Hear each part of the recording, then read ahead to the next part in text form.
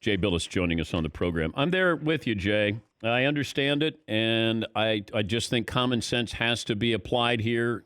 We got basketball games in 90 minutes coming up, and I have to be overly cautious instead of undercautious here, and I'd rather be told, "Oh, you overreacted," than we've already underreacted. How did you come to this conclusion that maybe we should just cancel March Madness? Well, it was yesterday when the decision came out. I thought the NCAA acted appropriately in the first step, saying that we're going to play with no fans because the tournament's not for another week. But what was inappropriate was the lack of coordination with the conferences, that all the conference commissioners should have been told about that. The conferences didn't learn, the Power 5 conferences didn't learn about the NCAA's decision until they got an email at 4:30 yesterday afternoon. So when that went out, you knew, okay, there aren't going to be any fans today, meaning tomorrow, meaning today, but yet the ACC and the Big Ten was walking distance from the NCAA office, and they played with fans last night, and there was no time for any of the conferences to pivot. So there was no need for the NCAA to cancel the NCAA tournament because there's still time to do that. But I don't see, Dan, how the institutions, the member institutions, can shut their campuses down, tell their students not to come back from spring break, and yet play in conference tournaments when the paid professionals have said we're not playing. And then FIBA came out this morning and said play is suspended until June. That's a tough look, and I'm still waiting for someone to provide a justification for why we play. And I haven't heard one yet. So for me, not only the optics, but just sort of the public health, from a public health standpoint, I don't see how it's appropriate to play and to put these players at risk, even if they can say that the risk is limited now that there are no fans in the arena. I just don't see it being the right thing to do. Who made this call? Well, as you know, each conference makes the call individually. Now, I know that the commissioners are now talking about this together to see, to share information, but this should have been coordinated on the NCAA level. Like, this is what a governing body is supposed to do. They're supposed to, like, the NCAA can't just call the ACC and say, hey, we are suspending your play tomorrow. They can't do that. But what Mark Emmert could do is get everybody together and say, look, this is what we're being told by our public health professionals and the panel that we have on this. This is the decision we've come to for the tournament, and we need to coordinate so that we all are on the same page with how we handle this going forward, so that the conference commissioners could act in concert and make the best decision for the enterprise rather than just an individual conference. But, Dan, listen, this is not a craven thing or anything, but there's money at issue here, and money is an important issue. The NCAA office for the tournament has insurance that can help make up for this, if not pay for the losses entirely, because it's a multi-venue event that goes on over 3 weeks. So a catastrophic event that impacts it, they can insure against that. It is much more difficult for a conference to insure against a single venue event. So they'd essentially be paying so much for insurance, they're better off self-insuring. So the conferences are going to lose a lot of money. One, by having no fans, they'll lose a lot of money, but they'll really lose a lot of money if they shut the tournament down from here on out. But I just don't see any other way around it. It boggles my mind that we're playing today. Yeah, I'm just looking at the numbers game here, Jay, just applying common sense, or at least trying to, that Rudy Gobert tests positive. If he doesn't test positive last night, that game's played.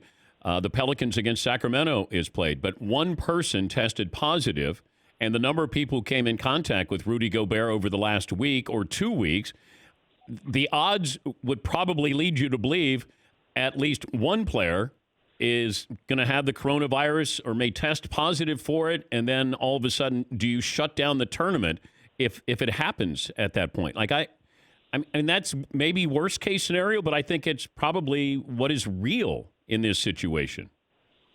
That's exactly right. That it strains the mind to think that there is an NBA player, at least one, that has tested positive for coronavirus, and that it doesn't extend further. And you could then have college teams, that so many more college teams and college players from every corner of the country that are flying all over the place that don't have it as well. That strains the mind to think that college players are free from the virus and there's no risk there or an acceptable risk. When the NBA took this action, I think, but they were ahead of everything. Yeah. They had planned this out, and the Gobert situation was sort of the last domino to fall, and this action had to be taken.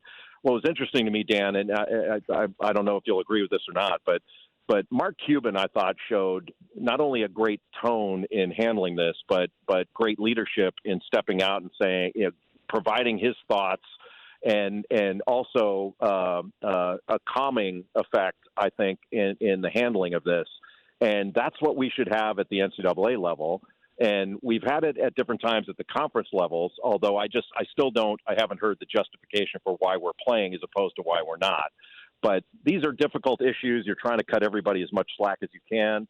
But I agree with you that sort of caution and being prudential in this is the way to go. And I'm not sure we're there yet. We're about to play. Like, I'm sitting in the arena at the ACC tournament, and I'm not even sure how we come on the air. I'm almost going to have to convey, hey, we're flying blind just like you are here. We're going to provide you all the information we can. We're going to do the best we can to call this game.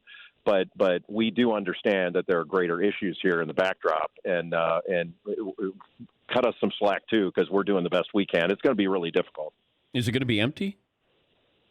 It is empty. There's going to be 150 tickets per institution. So they for family and then they can have essential personnel and all that. The one thing that's a little bit interesting is they're allowing, if you brought your band, you can have your band here. So we're going to be listening to band music, and they're still going to play the same music over the loudspeakers and have the same videos playing in the arena.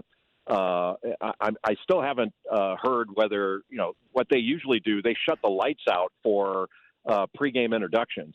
So I can't imagine in an empty arena they're going to shut the lights out and have spotlights to introduce them to players. That seems like a bizarre thing to do, but we'll see. And whatever it is, we'll handle it. It feels like it's going to be like a scrimmage, and you're going to get different sound. It's going to have that different feel and no home court advantage for anybody. I want to bring back something that Tom Izzo said about 20 minutes ago. The Michigan State head coach joined us and had this to say.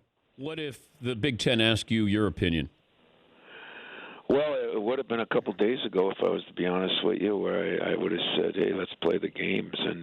And now I'm looking at it and saying, it sure is starting to lean towards maybe it'd be best if things were postponed or canceled.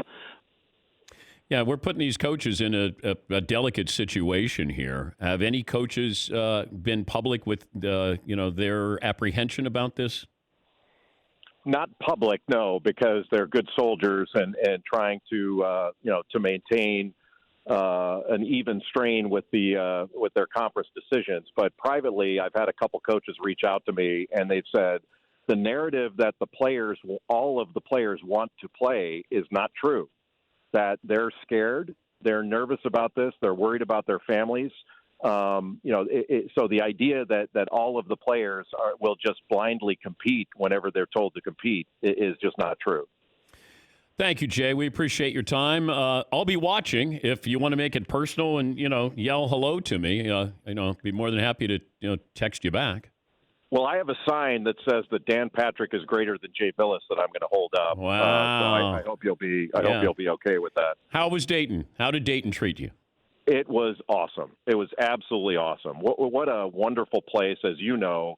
And then you couldn't be happier for a place like that and a program like that to get this kind of spotlight. They obviously deserve it. But to put a spotlight on what a great community that is couldn't have been a better day for us. We were so honored to be there. And I love the jacket, the electric jacket that you had there. Yeah, that was a good look for me. I think I enjoyed the pilot's hat. Frankly, Yeah. I would love to. I would love to make that announcement. Get on and tell everybody I'm in charge and buckle up. You could be a flight attendant and do that. You don't have to be the captain.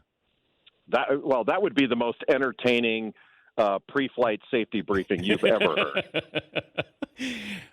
Hey, have fun today, and thank you again for joining us, Jay. Thank you, brother. That's Jay Bilas from the Mothership.